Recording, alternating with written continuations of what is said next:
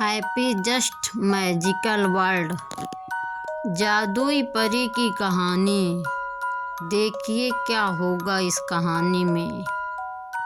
एक खूबसूरत वन में एक जादुई परी रहती थी। वह अपने जादू से सबकी मदद करती और सभी लोग उससे मदद मांगने के लिए जाया करते। जितना हो सके वह सबकी मदद करती और खुश रहती। एक दिन एक लड़की वहीं पास बैठकर रो रही थी और अपनी किस्मत को कोस रही थी। यह सब जादुई परी सुन रही थी और कुछ देर बाद वह आई उसके पास। लड़की से बोली, बेटा तुम क्यों रो रहे हो? तो लड़की बोली, मेरी किस्मत इतनी खराब है कि मैं कुछ भी नहीं कर सकती। मैं सुंदर भी नहीं हूँ और मेरा गरीब परिवार भी है। मैं अब क्या करूँ? मेरी विवाह नहीं हो रहा है। ना मैं सुंदर हूँ, ना मेरे पास धन है। इसी वजह से मुझसे कोई शादी नहीं कर रहा। तो जादुई परी बोलती है, बस इतनी बात है। फिर वह बोलती है कि मैं तुम्हें जादू से खूबसूरत तो बना दूंगी, पर मेरी कुछ शर्तें होंगी जिसको तुम भूल कर भी इनकार नहीं कर पाओगी, वरना तुम पहले से भी बदसूरत हो जाओगी। तो फिर लड़की बोलती, ठीक है।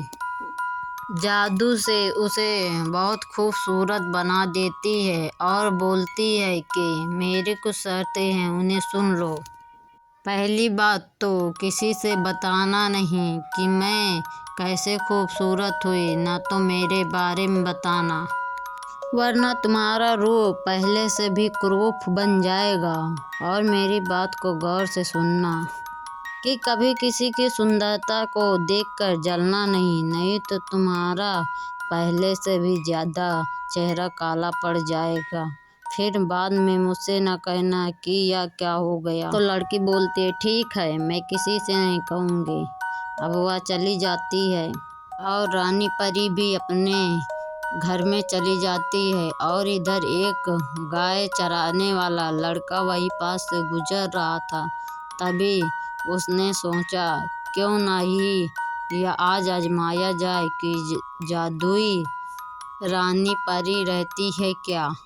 वह एक बात सोचने लगा, क्यों ना कुछ वरदान मांगा जाए और अपनी किस्मत आजमाई जाए। सच में क्या जादुई परी रहती है कि ऐसे ही लोग कहते हैं?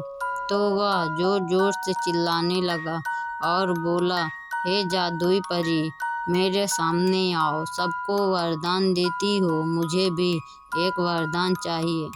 फिर जादुई परी बाहर निकल कर आती है और देखती है कि जोर जोर से कौन मुझे पुकार रहा है। इधर गाय चराने वाला खड़ा था और बोला कि हे जादुई परी, तुम सबको देती हो, मुझे भी एक वरदान चाहिए। तो जादुई परी बोलती है, बोलो तुम्हें क्या वरदान चाहिए, लेकिन वरदान मैं दे तो दूंगी, लेकिन उसका दुरुपयोग मत करना।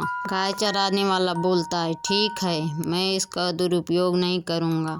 वह वरदान मांगता है कि मेरी शादी एक सुंदर लड़की से हो और मैं उसके साथ जीवन खुशी खुशी व्यतीत करूं और मेरे घर में भी धन दौलत की कमी न हो। तो जादुई परी थोड़ी देर सोचती है और फिर बोलती है कि ठीक है, मैं तुम्हारे लिए एक सुंदर लड़की और सुशील कन्या शादी के लिए भाग में लिखती हूँ, और जाओ, तुम्हारी शादी उसी से होगी जिससे तुम प्रेम करोगे और उसी से तुम्हारा विवाह भी होगा। तो गाय चराने वाले को विश्वास नहीं हो रहा था। फिर वह बोला कि मुझे कैसे पता चलेगा कि मेरी इच्छा पूरी हो गई है। तो जादुई परी बोलती है, मैं बोलती हूँ, आज रात तुम्हारे सपने में उसी का चेहरा नजर आएगा जो सबसे सुशील कन्या होगी, और तुम उसे देख लेना और विवाह के लिए प्रस्ताव भेज देना। फिर वह गौ चराने वाला वहाँ से चला जाता है। फिर इधर रात हो जाती है। अब वह सोने जाने लगता है। तब जादुई परी की बात उसे याद आती है। फिर वह आँख मूंद कर सो जाता है। उसे सच में एक सुंदर सुशील कन्या का चेहरा नजर आया। वह उठकर बैठा और बोला, यह बात तो सच है। अब वह उसे मन ही मन अपनी पत्नी मान चुका था और फिर बोला कि मैं इसी से विवाह करूँगा।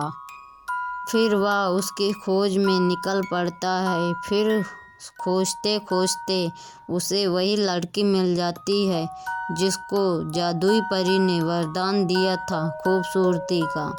अब उसके पास धन भी बहुत सारा हो चुका था। वह एक राजमहल का राजा भी बन चुका था। तो वह लड़की के घर प्रस्ताव भेजता है अपनी शादी के लिए। अब लड़की तो खूबसूरत बन चुकी थी, तो अब उसे किसी चीज़ की चिंता ही नहीं थी। उसके पिताजी ने भी हाँ कर दी थी। अब इधर दोनों के विवाह होने लगता है और विवाह के बाद वह दोनों साथ में राजमहल में रहते हैं और खुशी खुशी अपने जीवन का आनंद लेते हैं और अपना अपना राज ही रखते हैं। और इधर जादुई परी भी खुश रहती है कि सभी की इच्छा पूरी हो रही है। और इधर यह दोनों भी अपने जीवन में खुश रहते हैं। और कुछ दिन व्यतीत होने के बाद उनके घर एक नन्हा बालक भी जन्म लेता है। वह बालक बहुत खूबसूरत था और उसका बालक का नाम सूर्यवंश पड़ा, क्योंकि जादू से ही उन दोनों की किस्मत बदली थी, इसीलिए उसका नाम सूर्यवंश पड़ा। और वह दोनों मन ही मन उस जादुई परी का धन्यवाद करते हैं और अपने जीवन में खुश रहते हैं।